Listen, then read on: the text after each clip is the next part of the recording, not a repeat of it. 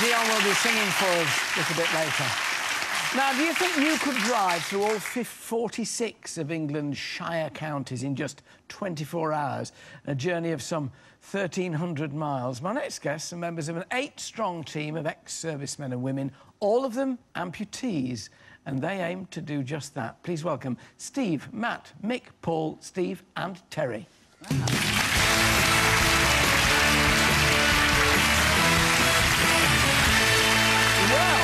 Good to see you.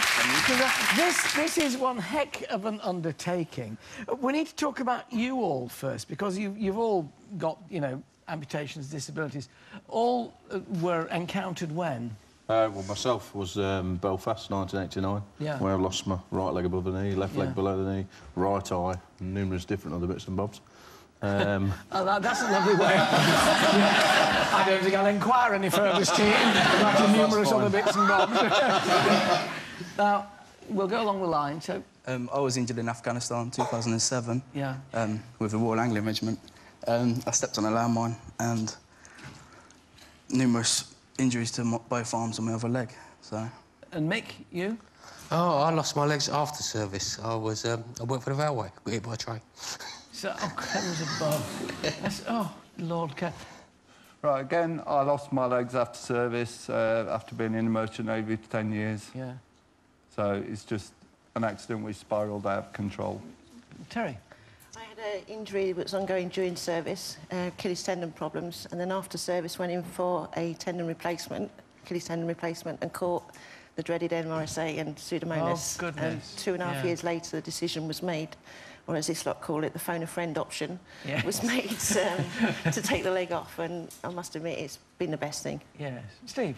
I haven't actually lost any limbs. I broke my back in 2 places while serving in service. So you're a fraud, really? Well, I was in a building that was blown up in Afghanistan as well. Goodness me. I'm lucky I managed to walk out of it. Yeah. But obviously I suffered today, so... Yes, and I'm a PTSD sufferer as well. Goodness. So, Steve, tell us about this project. I think we're crazy. I think that's one of the things I could say to you, first of all. This is really a brainchild from myself and Matt Kitson, wherever he's in the audience somewhere. Since coming out, I did the Big Brother series, obviously that's where you've probably seen me before, but after that, it sort of gave the aim of going there, really, was to put across the idea of veterans and moving on and all the other stuff that goes with it. So Baronmotorsports came about, that's my brainchild, I'm sort of the CEO of it. And the idea of doing the 46 counties was something that's not been done by any amputee servicemen as yet. This would be a British record. It's something that really puts guys back into a team situation, which we sort of lose after, you know, being taken apart, moved around the country. Is that part of the importance of it then, Matt, really? Is this team spirit thing, is keeping people together? Yeah, massively. I mean, camaraderie within the blokes is what keeps you together, is what keeps the team going. And I should imagine an extraordinarily rude sense of humour, too. Wouldn't want to say. Nick, where are you going to go? I mean, what's the technique, then, for doing all these counties, all these 46 in 24 hours? We'll do it in legs, so each one of us will do certain... That's a good choice of phrase. That'll go down in history. If you look down and say, we're doing this in legs. Oh, really?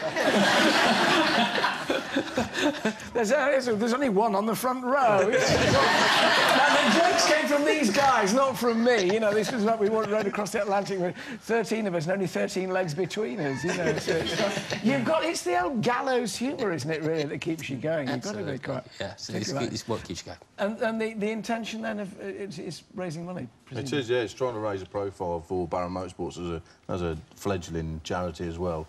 And the difference with our charity is we're also introducing civilian people amongst the team as well, whether that's genetically or, you know, through other injuries or cancer or whatever.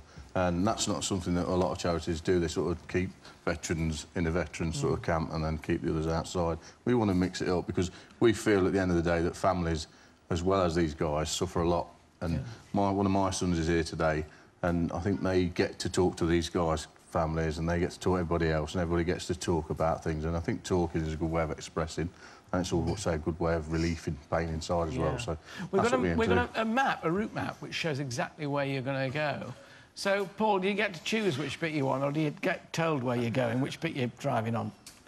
Well, we've got a choice to do either half of it, or just a little bit of it, or the whole of it.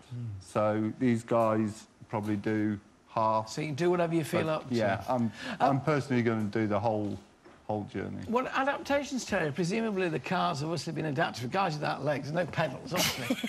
We're going to do it between us. One's going to be the accelerator, one's...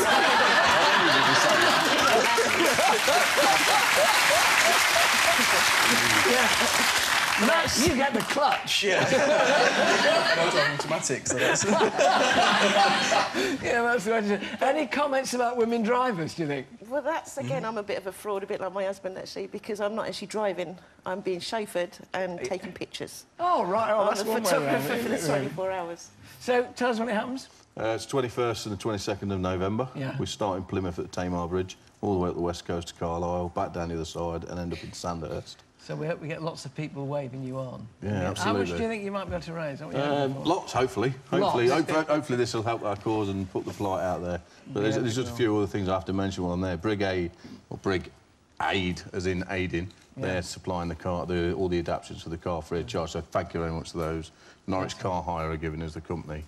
We've got a company from Oxford giving us the minibus. So we're having a lot of help already. And Janetta Cars, which is owned by Lawrence Tomlinson in Leeds, they've been giving us tickets to go to events and stuff like that. So that's another side of our charity as well. We wish you well. We hope this gives you the spur you need. Great fun. Thank you very much. Great to have you. Great sense of humour. My thanks to Steve, Matt, Mick, Paul, Steve and Terry. Thank you all very much.